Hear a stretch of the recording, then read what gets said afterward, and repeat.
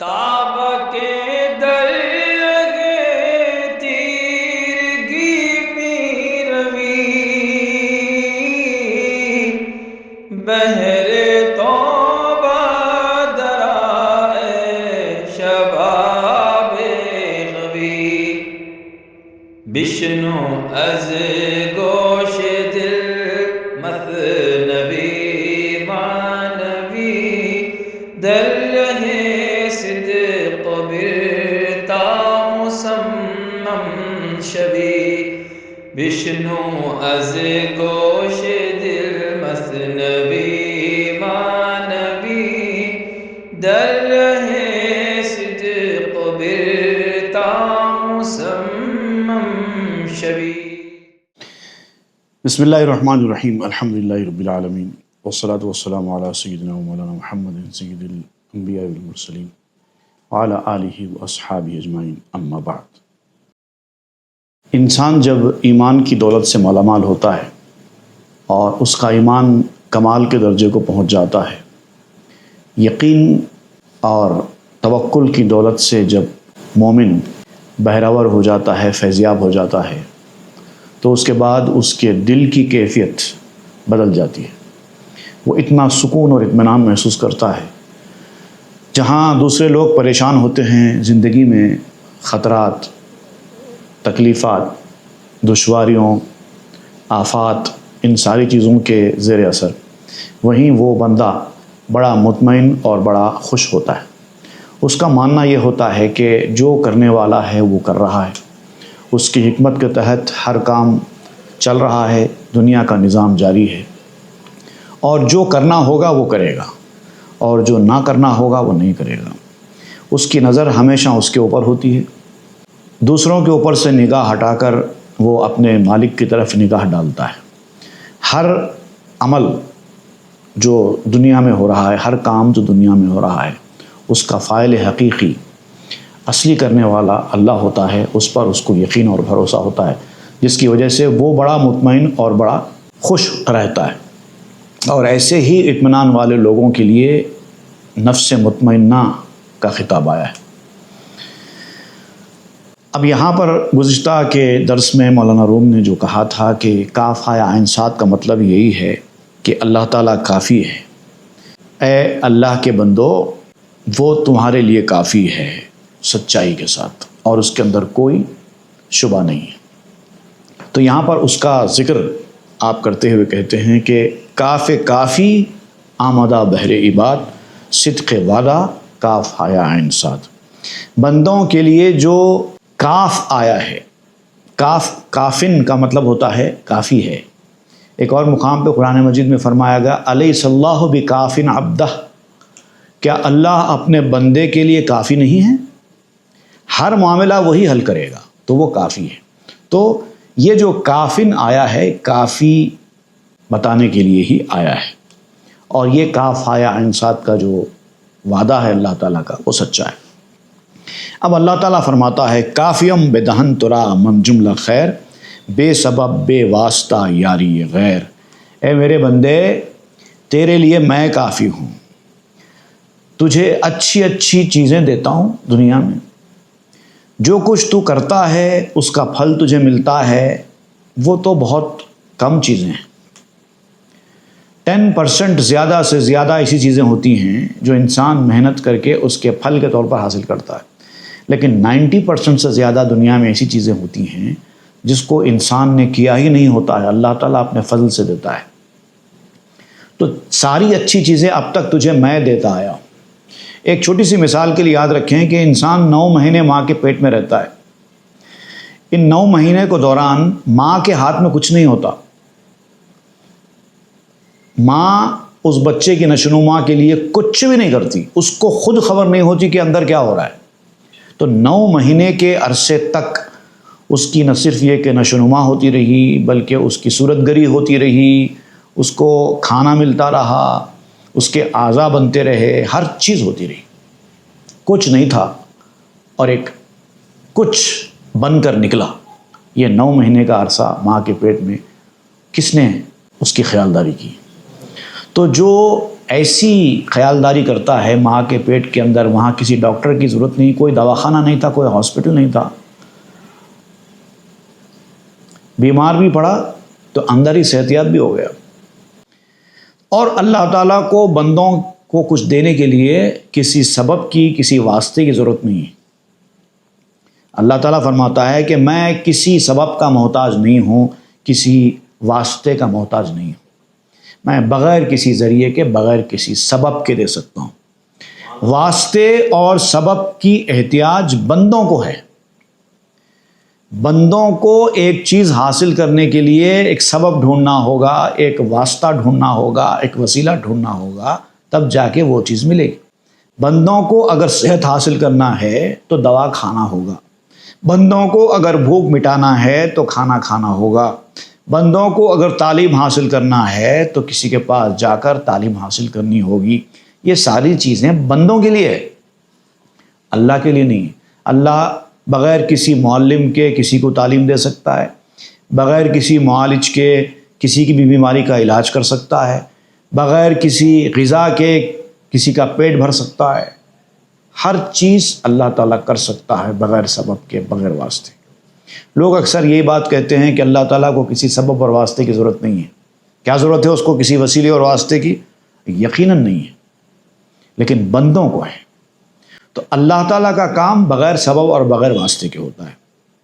کافیم بینا ترا سیری دہم، بے سپاہو لشکرت میری دہم۔ میں کافی ہوں، روٹی کے بغیر بھی تیرا پیٹ بھر سکتا ہوں، نان کی ضرورت نہیں ہے۔ میں اگر تیرا پیٹ بھرنا چاہوں تو مجھے تیرا پیٹ بھرنے کے لیے کسی نان اور کسی روٹی، کسی چاول کی ضرورت نہیں ہے۔ جیسے کہ ایک حدیث شریف میں بھی فرمایا گیا، یطعمنی ربی ویسقینی، حضور صلی اللہ علیہ وسلم نے فرمایا کہ اللہ تعالیٰ مجھے کھلاتا بھی ہے اور پلاتا بھی ہے۔ اسی لیے حضور صلی اللہ علیہ وسلم کئی دن تک بغیر کچھ کھائے پیے رہ جاتے تھے، جبکہ دوسرے نہیں رہ پاتے تھے۔ روزانہ روزہ رکھ لیتے تھے، لیکن دوسرے لوگ نہیں رہ پاتے تھے۔ تو یہ جو کھلانا ہے اللہ تعالیٰ کا، اندرونی طور پر کھلانا، وہ کسی کو دکھائی نہیں دیتا، وہ اندر ہی اندر ہو جاتا ہے۔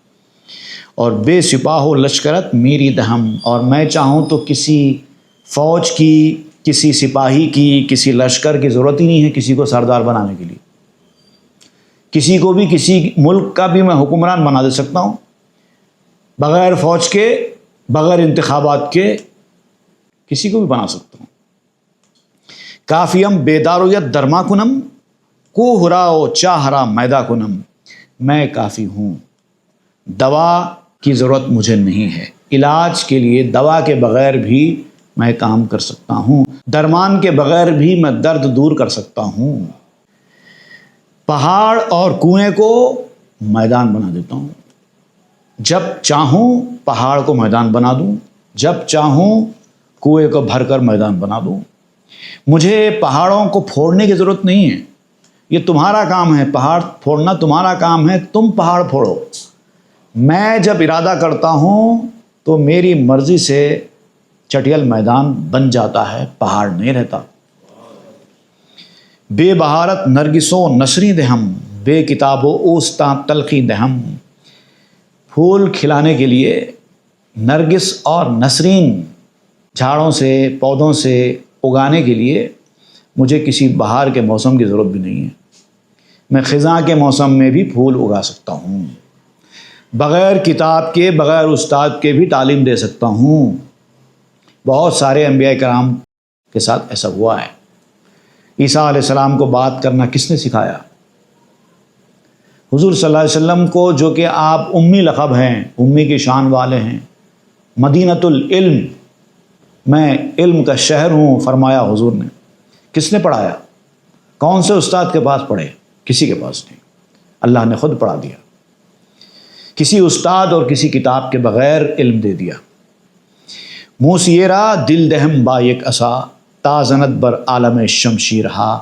میں موسیٰ کے دل کو ایک لاٹھی دے دیتا ہوں، موسیٰ کے اندر ایک ایسا دل دے دیتا ہوں جو لاٹھی کے ساتھ ہے، اور وہ سارے کام موسیٰ اسی لاٹھی سے کرتے ہیں۔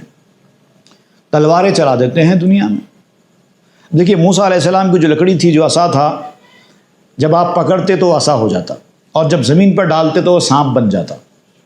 سارے کام موسیٰ علیہ السلام اسی عصا سے نکالتے تھے، اور جب وہ سانپ بن جاتا، اژدہا بن جاتا، تو موسیٰ علیہ السلام ڈرتے بھی نہیں تھے، کیونکہ آپ جانتے ہیں جب آپ پھر پکڑ لیں گے پھر لکڑی بن جائے گا۔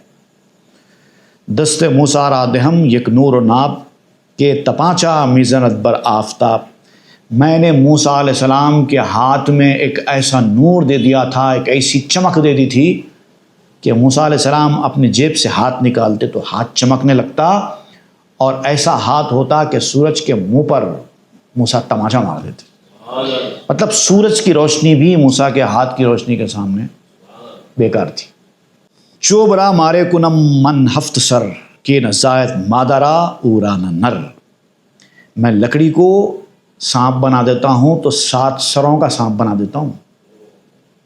صرف عام سانپوں کی طرح کا سانپ نہیں بناتا، میرا بنایا ہوا سانپ 7 سر رکھتا ہے، ایک ساتھ 7 لوگوں کو ڈس مار سکتا ہے، ایسا سانپ بنا دیتا ہوں، وہ بھی لکڑی سے۔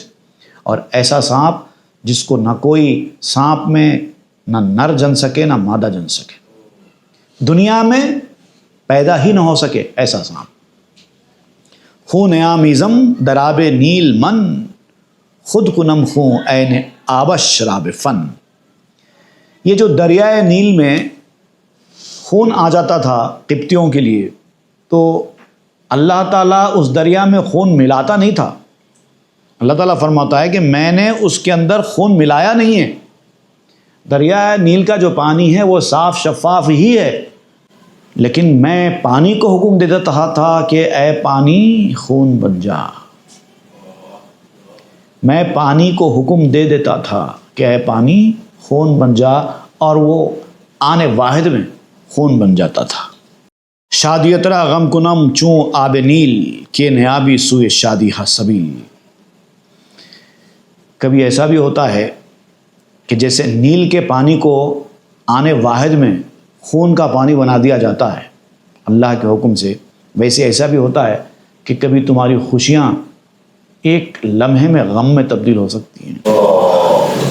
تمہارے خوشیوں کے اندر ایسا غم داخل ہو جائے گا کہ ان خوشیوں کے اندر تمہیں کوئی خوشی نصیب نہیں ہوگی۔ تم خوشیوں کے پیچھے بھاگتے ہو، غموں سے دور بھاگتے ہو۔ تمہارے غم کے اندر میں خوشی پیدا کر سکتا ہوں، تمہارے خوشیوں کے اندر میں غم پیدا کر سکتا ہوں۔ بعض چوں تجدید ایمان برتنی بعض از فرعون بیزاری کنی، لیکن یہ اس وقت ہے جب کہ تم ایمان لے آؤ، اور یہ جو تمہارا ایمان لانا ہے یہ کافی نہیں ہے، پھر سے ایمان لاؤ، ایمان لاتے جاؤ تاکہ تمہارا ایمان مضبوط ہوتا جائے۔ تجدید ایمان برتنی، ایمان کی تجدید کرتے رہو۔ جو لوگ ایمان کی تجدید کرتے جاتے ہیں، بار بار ایمان لاتے جاتے ہیں، اللہ تعالیٰ ان کے ایمان کو اور مضبوط کرتا چلا جاتا ہے۔ اب جو لوگ یہ کہتے ہیں کہ ہم تو ایمان لا چکے، ان کا ایمان ترقی نہیں کرتا، مضبوط نہیں ہوتا۔ بعض چوں تجدید ایمان برتنی بعض از فرعون بیزاری کنی، جب کوئی آدمی تجدید ایمان کرتا ہے تو اس کا ایمان مضبوط ہوتا چلا جاتا ہے۔ بار بار تجدید ایمان کرتے رہو۔ قرآن مجید میں بھی اللہ تعالیٰ نے ایمان والوں سے خطاب کیا، یا ایھا الذین آمنوا آمنو، اے وہ لوگو جو ایمان لائے ہو ایمان لاؤ۔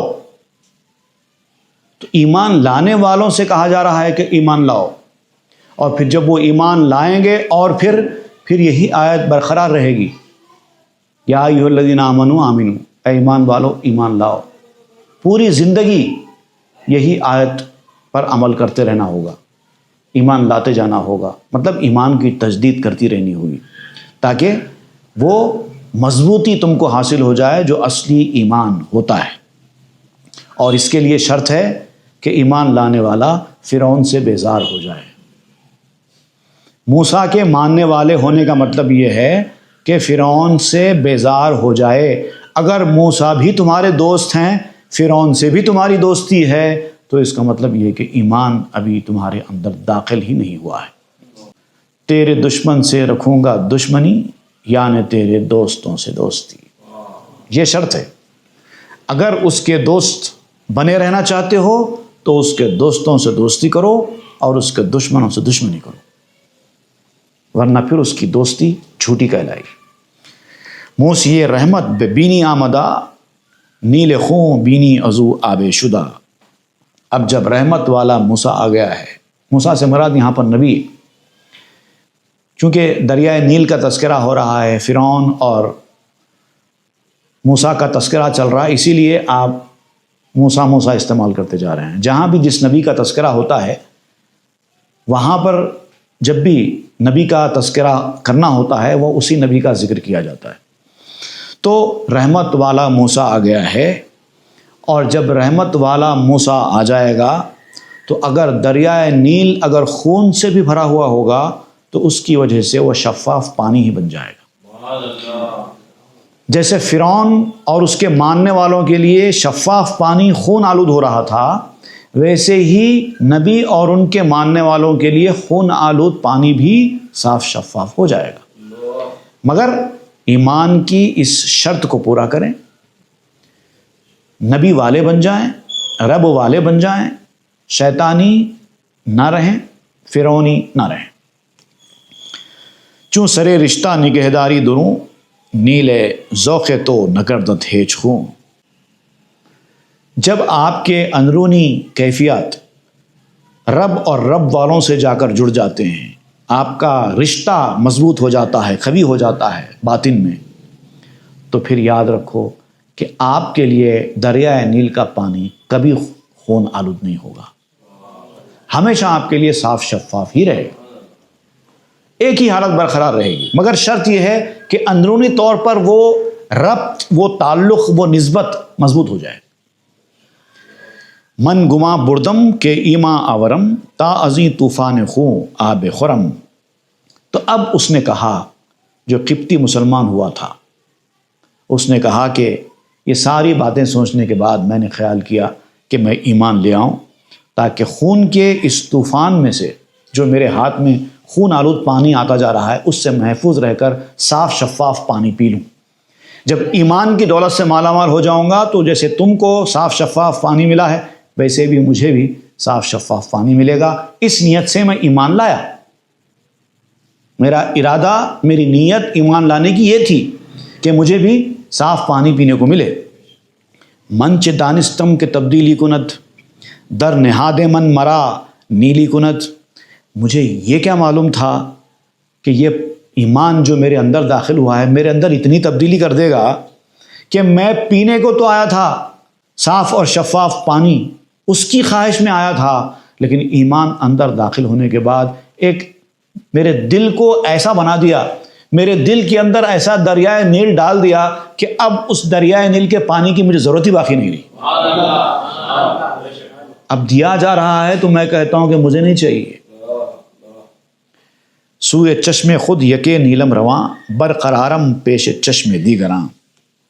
اب میری حالت یہ ہے کہ میرے اندر میں جب جھانک کر دیکھتا ہوں تو ایسا لگتا ہے کہ میرے دل کے اندر ہی دریائے نیل ہے، مجھے محسوس ہوتا ہے وہ اطمینان، وہ سکون، وہ پانی کی شفافیت، وہ پیاس بجھانے کی کیفیت دل کے اندر وہ محسوس کرتا ہوں اور اس کا مزہ لیتا ہوں۔ لیکن یہ جو میرے دل کی کیفیت ہے میں محسوس کرتا ہوں اور اس کے مزے لیتا ہوں، دوسرا آدمی میری اس حقیقت کو نہیں پہچان سکتا۔ دوسرے کے لیے تو میں پہلے کی طرح برقرار ہوں، کیونکہ دوسرے لوگ ظاہر کو دیکھنے والے ہیں، دل کے اندر کی کیفیات کا کسی اور کو کوئی اندازہ نہیں ہوتا۔ ہم چنانکہ ای جہاں پیش نبی، غرق تسبیح ہست تو پیش ماں ابھی۔ دنیا کا معاملہ بھی ایسا ہی ہے، نبی کے سامنے تو دنیا کی حالت یہ ہے کہ دنیا کا ذرہ ذرہ تسبیح بیان کر رہا ہے، جھاڑوں سے اللہ کی تسبیح سن رہے ہیں، کنکروں سے اللہ کی تسبیح سن رہے ہیں، پہاڑوں سے آواز آ رہی ہے تسبیح و تحمید کی، نبی کو سنائی دے رہا ہے۔ لیکن ہم کو ایسا لگتا ہے کہ ہر چیز سرکش ہے، خدا کے حکم کی تعمیل کوئی نہیں کر رہا، ہم کو ایسا لگتا ہے کیونکہ ہمارے اندر وہ نظر نہیں ہے۔ پیش چشمش این جہاں پر عشق و داد، پیش چشم دیگراں مردہ جماعت۔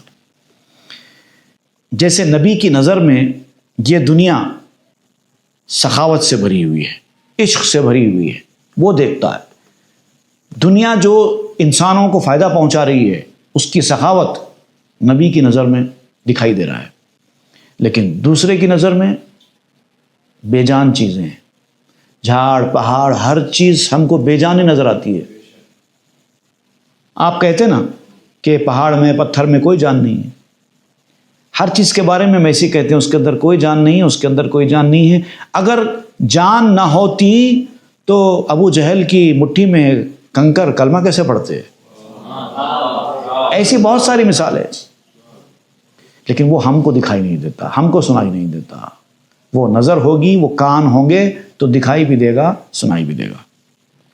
پست و بالا پیش چشمش تیز رو، از کلوخ و سنگ او نکتہ شنو۔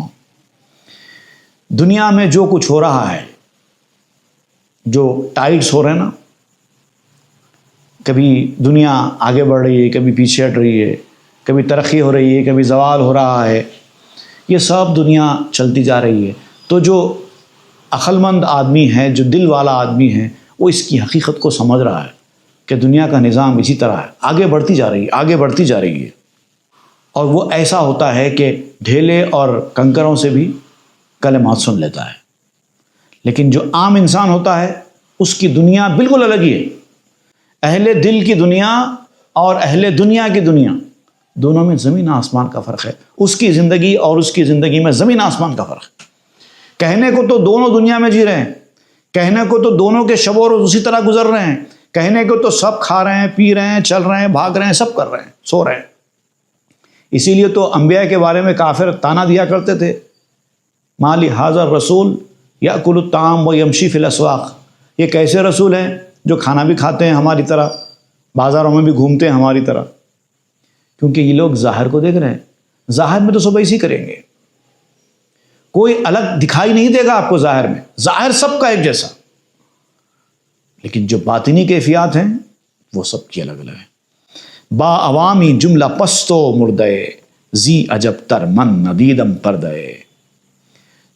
جب وہ دیکھ رہا ہے دنیا کی ہر چیز کو، سننے والا، بولنے والا، ہر چیز میں، جمادات میں بھی، بے جان چیزوں میں بھی ان کو جان نظر آ رہی ہے، ان کی آنکھیں ایسی کام کر رہی ہے۔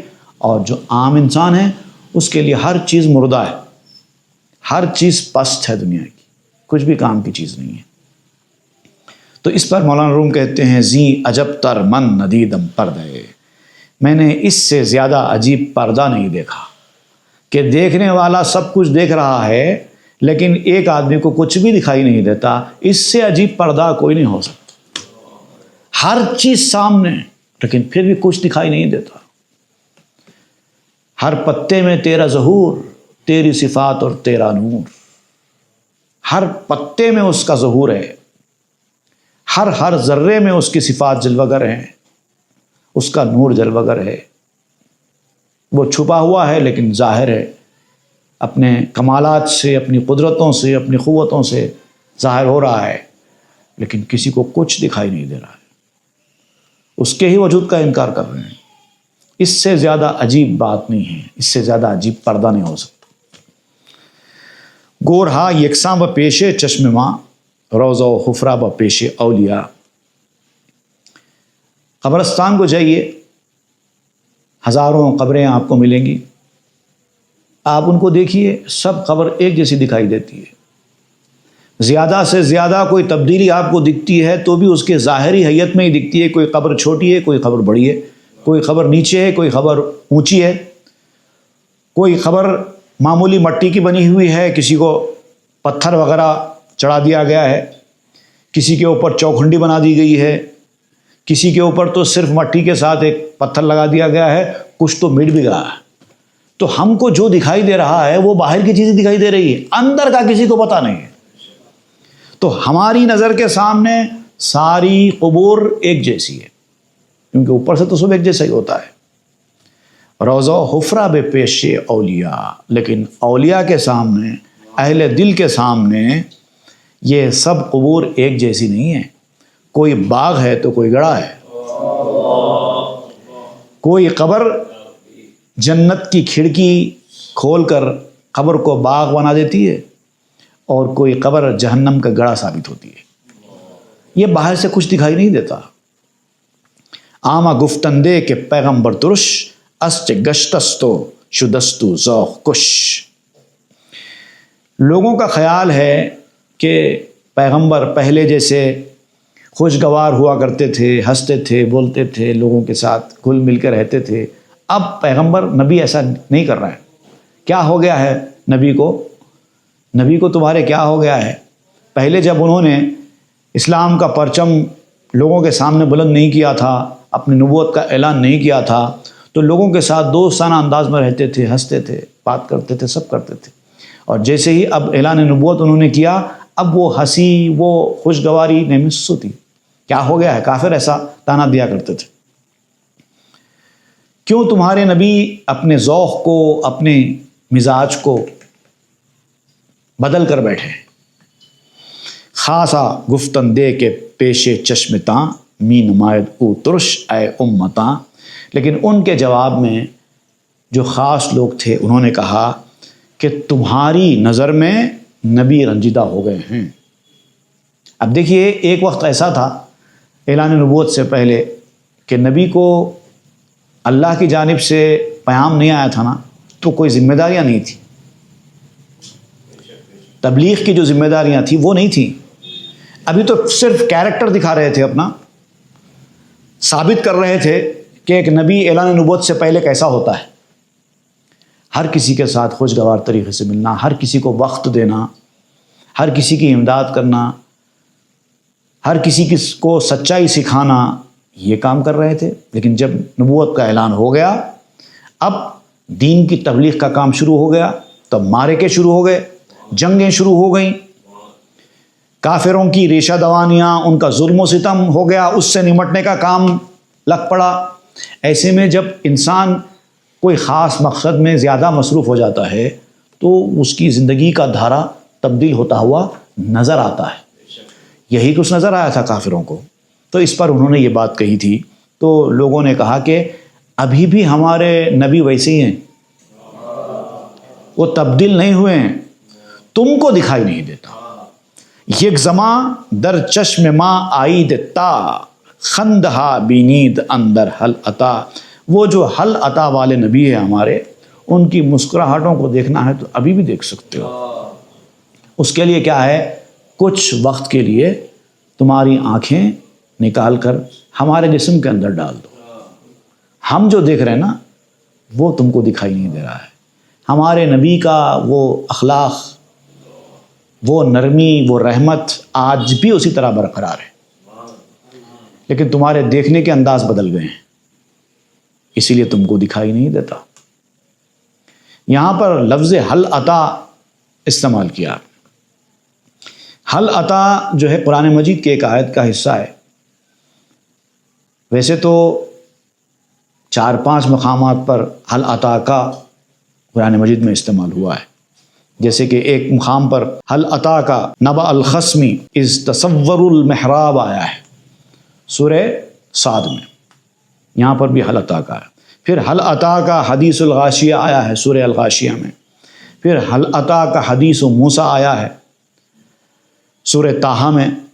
پھر حل عطا کا حدیث ضیف ابراہیم المکرمین آیا ہے سورہ الذاریات میں۔ پھر حل عطا کا حدیث الجنود آیا ہے سورہ البروج میں۔ لیکن یہاں پر حل عطا کا آپ نے استعمال نہیں کیا، حل عطا استعمال کیا ہے۔ تو حل عطا، ویسے تو حل عطا کا بھی یہاں پر مراد ہو سکتے ہیں، لیکن حل عطا علی الانسان حین من الدہر لم یکن شیئا مذکورا، یہ سورہ الانسان جس کو سورہ دہر بھی کہا جاتا ہے، یہ اس کی پہلی آیت ہے۔ اس میں اللہ تعالیٰ نے انسان کی تخلیق کا ذکر کر کے انسان کو جو جو چیزیں عطا کی ہیں اس کا تذکرہ کیا ہے۔ انا خلقنا الانسان من نطفۃ امشاج نبتلیہ فجعلناہ سمیعا بصیرا۔ کیا تھا انسان؟ کچھ نہیں تھا، لیکن ہم نے اس کو دیکھنے والا، سننے والا بنایا۔ تو چونکہ اللہ تعالیٰ انسان کو دی جانے والی اپنی عطا کردہ چیزوں کا ذکر کر رہا ہے، تو اس لیے یہاں پر حل عطا والے نبی کا ذکر کیا گیا۔ اثر امرود بن بن مائداں منعکس صورت بزیر آ اے جواں. دیکھیے کچھ چیزیں کچھ مقامات سے الگ نظر آتی ہیں. اگر آپ کو وہ چیز نہیں دیکھنی ہے، کچھ اور چیز دیکھنی ہے، تو وہ مقام چھوڑنا ہوگا. ایمان والے کو جو نظر آتا ہے وہ کافر کو نظر نہیں آتا. اگر آپ وہ دیکھنا ہے جو ایمان والا دیکھ رہا ہے تو آپ کو ایمان والا بننا ہوگا. پھر نبی کو یا اہل دل کو جو چیز دکھائی دیتی ہے وہ عام مسلمان کو دکھائی نہیں دیتی. اگر آپ وہ دیکھنا چاہتے ہیں جو اہل دل دیکھتے ہیں تو آپ کو اہل دل بننا ہوگا. یہ طریقہ کار ہے. آپ اہل دل بننا نہیں چاہتے مگر وہ دیکھنا چاہتے ہیں جو اہل دل دیکھتے ہیں تو یہ ممکن نہیں ہے. آپ ایمان لانا نہیں چاہتے مگر وہ دیکھنا چاہتے ہیں جو ایمان والے دیکھتے ہیں تو کہاں سے ممکن ہے؟ تو آپ کہتے ہیں کہ امرود کے درخت سے جو چیز نظر آتی ہے وہ چیز تم دیکھ رہے ہو، نیچے اتر کر دیکھو حقیقت سمجھ میں آئے گی. اب یہ امرود کا درخت کیا ہے؟ اس سے پہلے اس کی تفصیل آ چکی ہے. غالباً یہ جلد دوم میں والیوم 2 میں اس کا یہ کہانی باضابطہ بیان ہوئی ہے. یہاں پر بھی مولانا روم بیان کر رہے ہیں. تو آپ کہتے ہیں کہ امرود کے درخت پر چڑھ کر حقیقت دیکھنے کی کوشش مت کرو، نیچے اترو. نیچے اتر کے آنے کے بعد حقیقت سمجھ میں آئے گی کہ سچائی کیا ہے. درخت حسیت امرود بن تا براں جائے نمایت نو کہن. تمہارے جو وجود ہے نا اس کا جو جھاڑ ہے وہ امرود کا جھاڑ ہی ہے. تم اپنے وجود کے اوپر سوار ہو اسی لیے تم کو الٹا دکھائی دے رہا ہے. تم اپنے وجود کے جھاڑ پہ سے اترو تو حقیقت دکھائی دے گی. اور جب تک تم وہاں ہے تب تک تم نیچے والا منظر نہیں دیکھ سکتے. جھاڑ پہ سے اترنا ہوگا.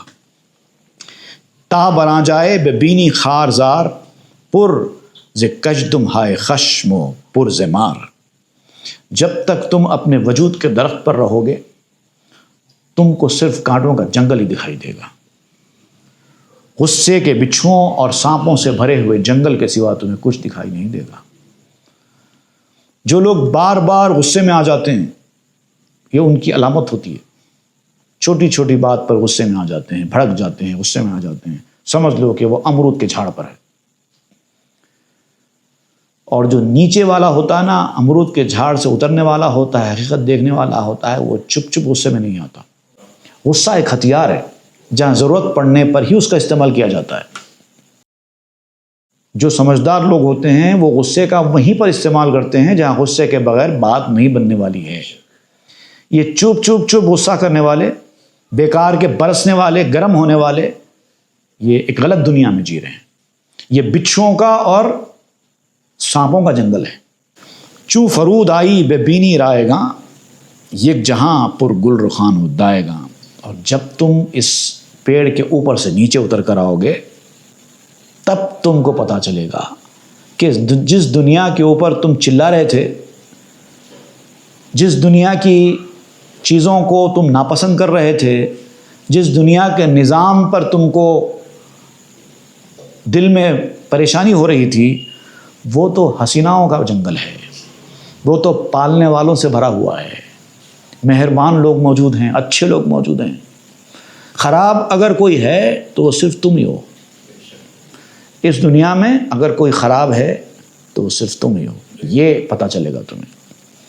لیکن اب معاملہ کیا ہے؟ تم اس جھاڑ کے اوپر ہو جو دھوکے والا جھاڑ ہے، جو سانپ اور بچھوؤں سے بھرا ہوا جنگل تم کو دکھائی دے رہا ہے، تو تم اپنے آپ کو اچھا سمجھ رہے ہو.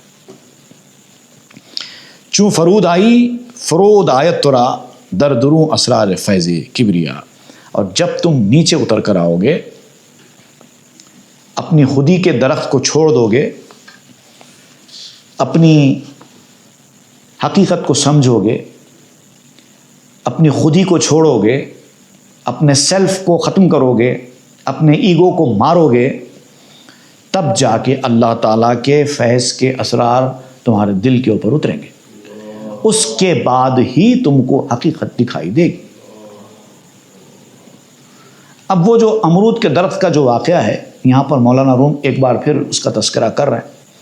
اس کے تعلق سے انشاءاللہ ہم آئندہ کے درس میں پڑھیں گے. وصلی اللہ تعالیٰ علی خیر خلق سیدنا محمد و آلہ وصحبہ اجمعین والحمد للہ رب العالمین.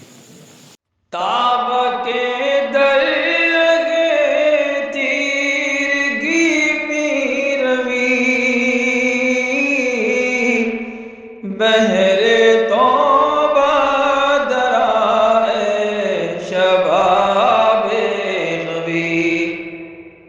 بشنو از گوش دل مثنبی معنوی در رہ صدق برتا مسمم شوی بشنو از گوش دل مثنبی معنوی در